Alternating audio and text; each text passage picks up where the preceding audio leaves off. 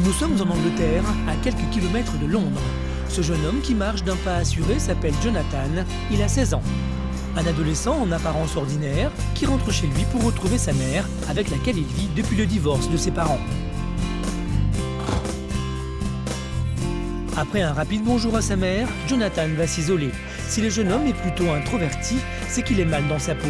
Derrière ce visage androgyne se cache quelqu'un qu'il voudrait voir disparaître. Qu'est-ce que tu en penses? T'es tellement belle. Je ne peux pas me voir en fille, même en faisant un gros effort, et quelle que soit la tenue que je porte. Quand je regarde les photos, je vois Natasha. Mais Natasha ne voit pas la même chose que moi. Ah non, c'est sûr, je ne vois pas ça du tout. Oui, c'est très confus. John ne voit pas les choses comme ça. Jonathan, Natasha, une seule et même personne. Depuis son enfance, la petite Natasha a toujours été convaincue qu'elle était un garçon né dans le corps d'une fille.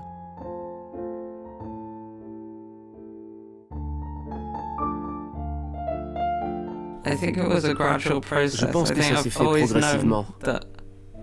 J'ai toujours su que je n'étais pas une fille, mais j'ignorais que l'on pouvait vouloir changer de genre. Je traînais toujours avec les garçons. C'est moi là? Non, c'est un garçon.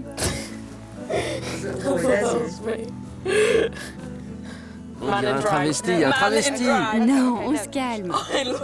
Je te dis que ça me gêne. D'accord, mais parlons-en. J'aurais rêvé de ne jamais avoir ce corps, qu'il soit différent. On a tous envie d'être différents, mais pour moi, ça dépasse largement la simple envie.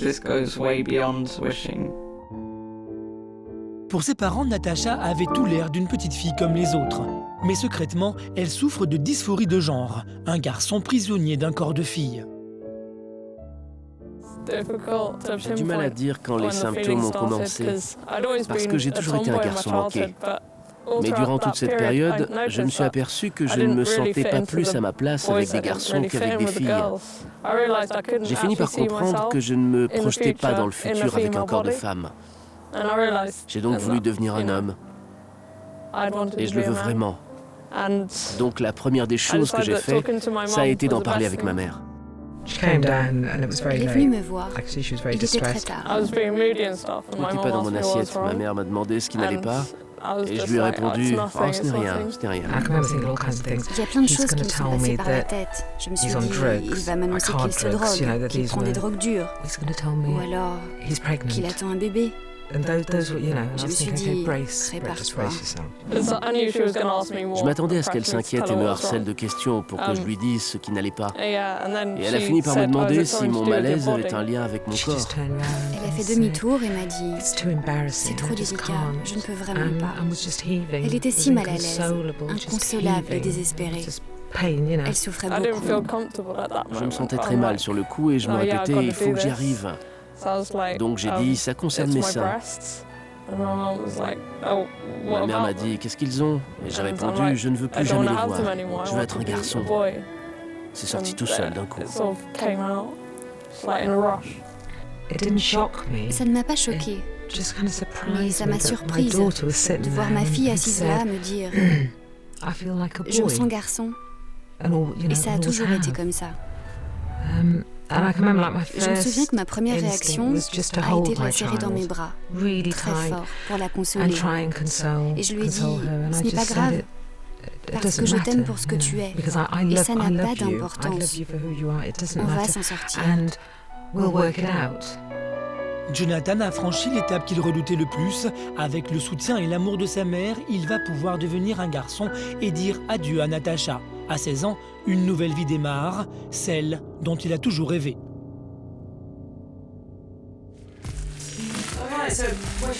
Ok, on commence par quoi? Par les trucs de filles. Pour se sentir mieux dans sa peau, Jonathan a décidé de faire un tri dans son placard. Une garde-robe qu'il veut voir disparaître au plus vite. Sa mère, très compréhensive, lui prête main forte. Chaque vêtement de Natasha est chargé de souvenirs. Tu te rappelles de ça? Tu étais magnifique dans cette robe. Tu étais tellement belle. Tu as gardé cette mini-jupe que je t'avais achetée? Non, je l'ai découpée en morceaux. Je me souviens que tu étais rentrée en disant que tu t'étais acheté... Allez, poubelle. J'ai essayé de sortir plus avec des filles. Je me suis poussé à le faire. À l'école primaire, j'étais le tyran de la classe, parce que je ne me sentais pas à ma place et que je traînais plus avec les garçons. Je me suis donc dit, bon, si c'est cool de s'amuser avec les filles, il faut au moins que j'essaye. Oh mon Dieu! C'est rose. Et voilà un string. Non, c'est un soutien. Je me souviens, on avait été faire des boutiques pour qu'il puisse... Je m'aperçois que je dois me reprendre, parce que soudain, ça m'a fait bizarre de dire... Il voulait essayer un soutien-gorge. Le fait est qu'il voulait... Enfin, Natasha voulait se trouver un soutien-gorge. Ça paraît surnaturel à présent.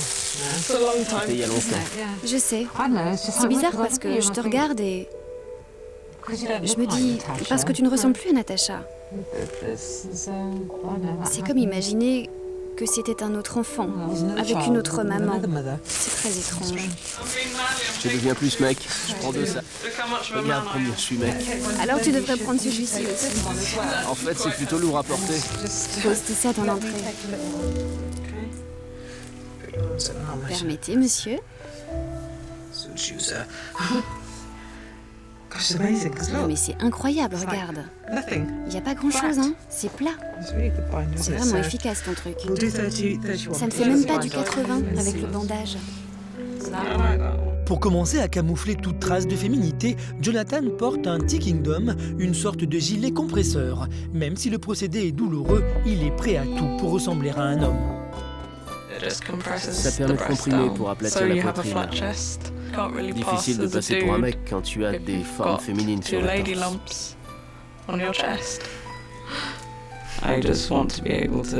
Je veux juste pouvoir enlever mon t-shirt quand j'en ai envie, sans me soucier de la présence d'une paire de seins.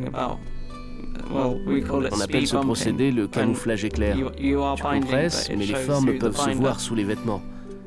Donc ça fait chuter toute confiance en soi, parce que tu stresses à l'idée que quelqu'un s'en aperçoive. La prochaine étape, ce sera l'opération. Je ferai certainement une mammectomie, parce que je ne veux pas m'écraser les seins toute ma vie. C'est très inconfortable et la mammectomie est sûrement la meilleure solution. Ça ne me paraît pas bizarre de l'entendre dire qu'il veut faire une mammectomie. Ça prend tout son sens, puisqu'il n'est pas une fille, donc il ne veut pas avoir de seins.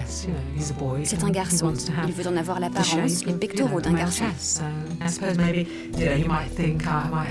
Vous devez vous dire que je dois penser qu'il perd sa féminité. Mais moi, je le vois comme mon fils. Et un fils ne doit pas avoir de poitrine. Je pense qu'il ne va rien perdre.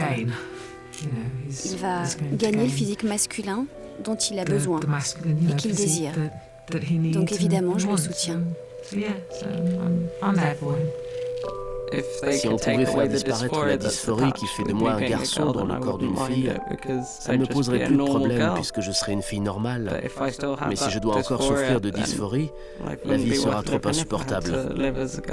Tu te souviens? Je t'avais dit que je trouvais ça bien pour toi que tu puisses porter un gilet compresseur. Mais que dirais-tu d'un... Un emballeur? Oui, un emballeur, c'est ça. Ces pantalons moulants. Et tu voulais donner l'impression d'avoir des attributs masculins. Ces pantalons sont-ils comme les bandages, mais avec un rembourrage? Non. C'est autre chose. D'accord, mais dis-moi plus. J'imagine que ça ressemble à un caleçon moulant, mais avec un rembourrage où il faut. C'est tout simplement un sexe en caoutchouc. Voilà qu'elle mérite d'être claire. Ben dis-moi, il y en a toute une collection là. Apparemment, c'est dessiné pour être basé sur des attributs féminins. Si je vois bien, ils sont faits pour qu'aux toilettes, tu puisses faire pipi comme un garçon. Debout, comme un mec, c'est ça? Malgré les artifices qu'il devra employer, Jonathan progresse chaque jour un peu plus dans sa quête de masculinité. Quelques jours plus tard, nous retrouvons Jonathan en route vers un magasin où il devra choisir un uniforme pour sa prochaine rentrée des classes. Pour la première fois, il portera une tenue et un prénom masculin. Natasha laissera place à Jonathan. Faut qu'on trouve des vestes de garçons. Elles sont là, les vestes de garçons. C'est une taille 46. Oui, c'est ça. Fais attention, tu vas l'abîmer. Je n'ai aucune idée des tailles pour les mecs. Elle va te mesurer le tour de cou.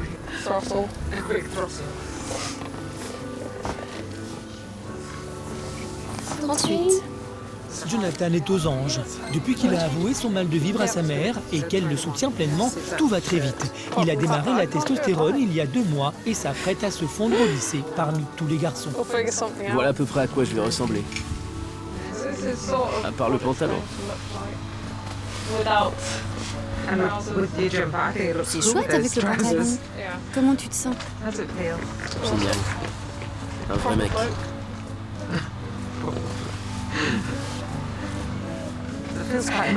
On ressent beaucoup d'émotions.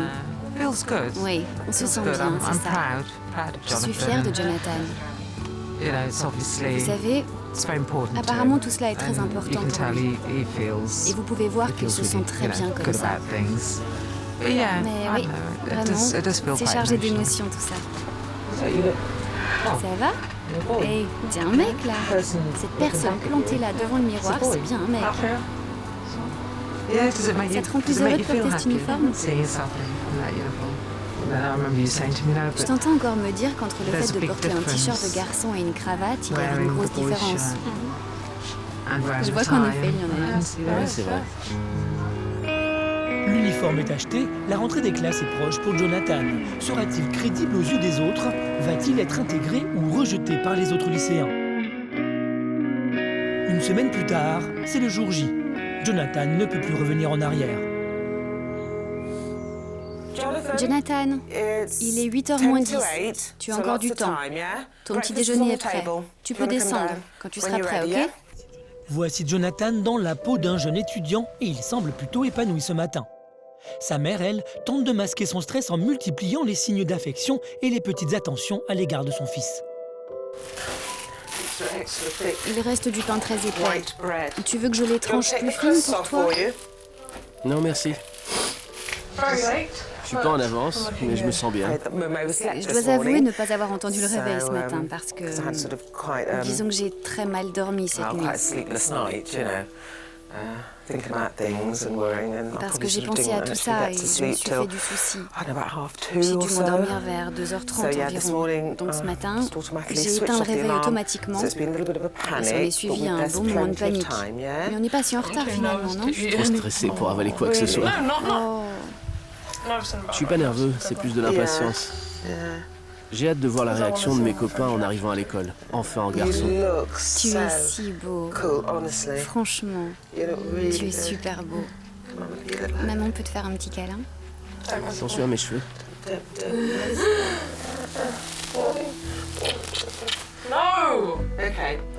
Ok, c'est bon, ça suffit, voilà. Dans un sens, c'est certainement une bonne chose que nous soyons un peu pressés ce matin pour nous rendre au lycée. Parce qu'il est 8h et on doit partir dans une vingtaine de minutes. Donc ça nous occupe. Je cours partout comme un poulet décapité pour faire un maximum de choses en un temps record. Ça m'évite de trop penser et ça laisse plus de temps à Jonathan. Comme ça, il n'a rien à faire. Tu veux des bananes? Non. Tu as l'estomac noué? Ouais. Tu m'as préparé un déjeuner? Ok, détends-toi, bois ton thé. Anxieux de ce qu'il va vivre aujourd'hui, Jonathan laisse sa mère tout gérer seule. L'heure du départ a sonné. Ok. Tu as tout? Sa mère agit mécaniquement.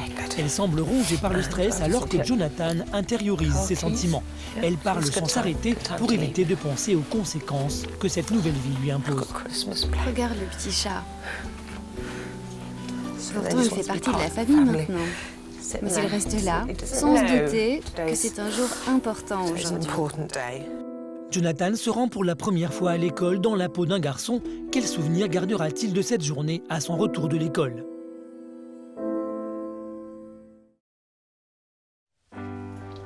Quant à sa mère, une autre inconnue l'attend. Elle a décidé de prévenir la marraine de Natacha que sa filleule s'appelle désormais Jonathan et qu'elle le soutiendra jusqu'au bout. Comment va-t-elle réagir en apprenant cette improbable nouvelle? Je suis stressée. J'appréhende énormément. Je traverse une période difficile en ce moment. Bonjour Pat, tu vas bien? Tu as fini ton petit déjeuner? Oui? Bon. Je t'appelle parce que je voulais avoir une conversation importante avec toi à propos de Natacha. Tu ne peux pas savoir à quel point je me sens stressée parce que j'ai à t'annoncer. Ça m'a vraiment préoccupée. Enfin voilà. Natacha est née avec ce que l'on appelle une dysphorie de genre. Je le sais depuis quasiment un an. Et à présent, quand je parle de mon enfant, je dois dire lui, car c'est un garçon maintenant. Et son prénom est Jonathan. Donc il a beaucoup changé ces derniers temps. Il commence à prendre de la testostérone, ce qui va pousser son corps à entrer dans la phase de puberté masculine. C'est ce qu'il vit en ce moment. Il réagit très bien à tout ça. Sa voix a mué, il commence même à avoir de la moustache. Ça doit te paraître bizarre et étonnant, non? Oui, c'est vraiment pas banal. Au revoir, à bientôt. Après autant d'émotions et une nuit en pointillé, Louisa ne peut retenir ses larmes. 18h, Jonathan rentre du collège. Salut John. Alors comment ça s'est passé? Très bien. Oui? Alors raconte. Tu as fait quoi à ce midi? Je me suis retrouvé avec des trucs collés dans mon dos provenant des gamins les plus immatures, sinon ça va. Des élèves de ton âge? Ouais, ils manquent de maturité, tout le monde le sait. Vous êtes dans la même classe? Ouais. Bon. C'était quel genre de choses? Ils parlaient derrière mon dos, ils m'ont jeté des choses dessus. Mon cœur, je suis si fière de toi. Oui, absolument, tu es très fort. Si je pouvais, je changerais tout depuis ma naissance. J'aurais tant voulu avoir les bons chromosomes, mais ce n'est pas le cas. Biologiquement, je suis une fille. Et j'aurais voulu être né garçon. Mais ça, je ne pourrais jamais le changer. Depuis toujours, Jonathan estime qu'une erreur de la nature l'empêche d'être vraiment lui. À seulement 16 ans, il est déterminé à ne pas sombrer dans la dépression, mais à se prendre en main pour s'épanouir pleinement. Voici mon Gelti, mon traitement à base de testostérone que je prends depuis 4 mois maintenant. Je peux déjà en voir des effets comme par exemple ma graisse qui est redistribuée dans d'autres parties de mon corps. Parce que les hommes ne stockent pas la graisse aux mêmes endroits que les femmes. Donc elle monte vers le visage par exemple, ce qui le rend plus masculin, et ça me donne des poils. La voix se casse, ce qui m'arrive en ce moment. Au bout d'un certain temps, vous n'avez plus vos règles, et votre stature se densifie. Voilà les effets. Voilà les gestes que je devrais faire toute ma vie. La plupart des hommes transgenres deviennent stériles. C'est pourquoi on m'a demandé si je voulais congeler des ovules. Mais non, c'est pas pour moi. Je pense que je suis assez mûr, assez sage pour prendre des décisions concernant mon corps et ce que j'en fais dans le futur. C'est comme ça maintenant. Je ne reviendrai pas en arrière. Au fil des mois, et grâce à certains artifices, Jonathan peut ressembler au garçon qu'il a toujours rêvé d'être. Dans quelques années, il décidera peut-être de franchir un cap radical, une opération qui fera disparaître définitivement Natacha. Mais tant qu'il est adolescent, il doit trouver d'autres moyens pour se masculiniser. Direction une salle de gym pour un entraînement digne d'un vrai mec. Sa frêle corpulence va-t-elle supporter une séance intensive? Bonjour, j'ai rendez-vous pour un cours particulier avec un coach. Quel est votre entraîneur? C'est Matt. Salut, moi c'est Mathieu, content de te rencontrer. T'es prêt à en baver aujourd'hui? Non. Alors, parle-moi de toi, Jonathan. Qu'est-ce que tu penses de toi? Je voudrais plus de muscles parce que je trouve que mon corps est trop neutre en ce moment. Ok. Tu vois la manière dont tu te tiens, ta posture, c'est catastrophique. Merci. Je pense que c'est parce que tu es timide. Mais le fait que tu aies décidé de venir à la gym pour démarrer un entraînement, ça va t'aider. Allez, allons-y. L'entraînement commence. Mais après une demi-heure à ce rythme, Jonathan finit par craquer. Allez, qu'est-ce qui ne va pas? Je me sens pas bien. Tu te sens mal? Tu as la tête qui tourne? John, viens là, viens là. Viens là. Jonathan vient d'atteindre ses limites. Il sait qu'il a encore du chemin à parcourir avant de devenir un homme, un vrai. Je t'ai tué? Non? Tant mieux. C'est normal. Jonathan décide alors de dévoiler à Matt son secret. Eh bien, il y a une chose que je t'ai cachée. Je suis un mec, mais en réalité un transgenre. Je suis un transsexuel. Qu'est-ce que tu me racontes? Je suis né fille. Ah bon? Ouais. Waouh, ça c'est une surprise.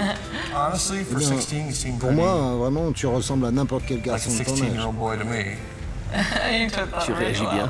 Franchement, comment tu voudrais que je réagisse? Je sais rien. Genre dégage? Non, c'est pas comme ça que ça se passe. Je pense que quand quelqu'un a fait un choix aussi personnel sur un sujet aussi important, ça me semble aussi normal que ça l'est pour toi. Jonathan redoutait la réaction de Matt. Il est rassuré, le coach est impressionné. Combien de temps va durer ta transformation? Je dois attendre mes 18 ans pour me faire opérer. Mais avant ça, je dois prendre des hormones pendant au moins 2 ans. Au fil de ces rencontres, Jonathan s'aperçoit que les réactions des autres sont plus positives qu'il ne le craignait. Quelques jours plus tard, il décide de se rendre pour la première fois chez un coiffeur pour hommes. Son traitement fait pousser des poils disgracieux dans son cou. Avec cette tondeuse, je vais te raser la nuque, d'accord? Juste histoire d'enlever tous ces poils inutiles.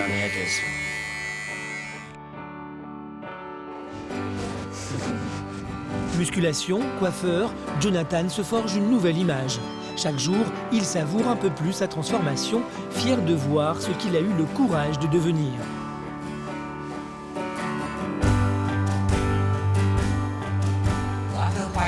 Je me sens très émue. Ce que je vois sur ces photos, c'est précisément ce que je pense de Jonathan.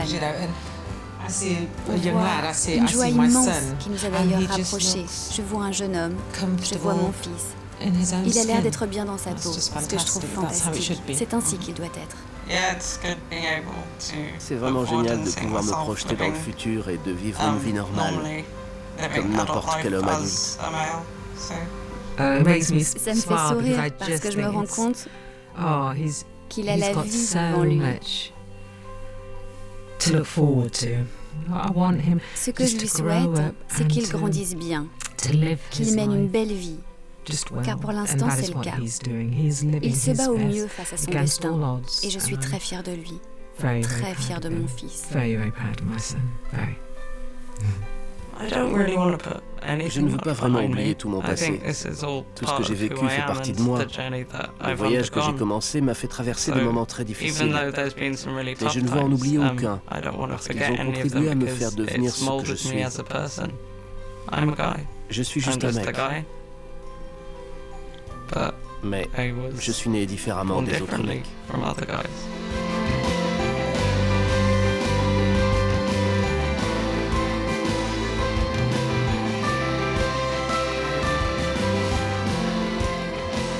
Un garçon qui a pu s'épanouir grâce à une volonté tenace, mais aussi grâce à l'amour d'une mère tolérante qui a tout sacrifié pour le bonheur de celui qui est désormais son fils. La petite Natacha a définitivement laissé place à Jonathan.